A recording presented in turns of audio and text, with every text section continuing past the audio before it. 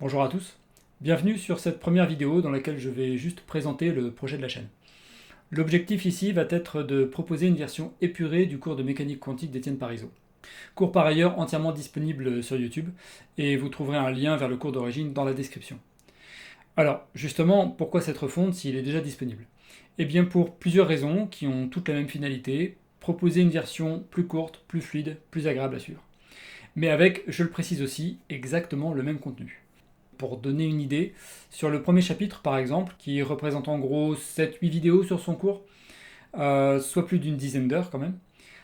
Ici, si le ratio reste celui que je constate actuellement, ça tiendrait en 5 heures grand max. Donc si on garde ensuite ce même ratio jusqu'au bout, sur 40-45 heures pour tout le premier trimestre, c'est 20 heures d'économiser.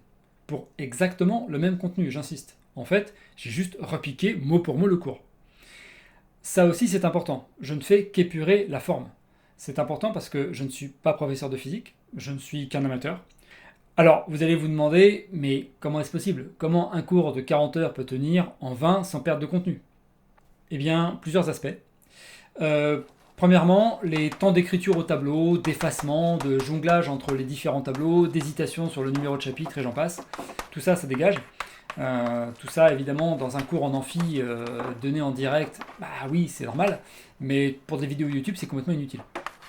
Et donc dispensable. Deuxièmement, les résumés de début de cours, ou même parfois à l'intérieur même d'un cours, qui peuvent faire sens dans un cours hebdomadaire en amphi, mais qui n'ont vraiment pas d'intérêt en vidéo, puisque l'on peut revisionner à souhait les précédentes. Et enfin, pour finir, quatrièmement, et c'est le plus gros morceau en fait, celui qui m'a obligé à tout saisir en note, à tout mettre bien au propre et à réenregistrer tout le cours, parce que sinon bah, j'aurais juste pu couper les vidéos d'origine, et c'est ce que je pensais faire au départ, et ça m'aurait épargné 90% du boulot que me demandent ces vidéos. Et donc de quoi je parle? Eh bien ce sont toutes les tergiversations sur les formulations des phrases, les moments où il cherche ses mots, où se rend compte qu'il n'a pas précisé un élément, et reprend son explication depuis le début.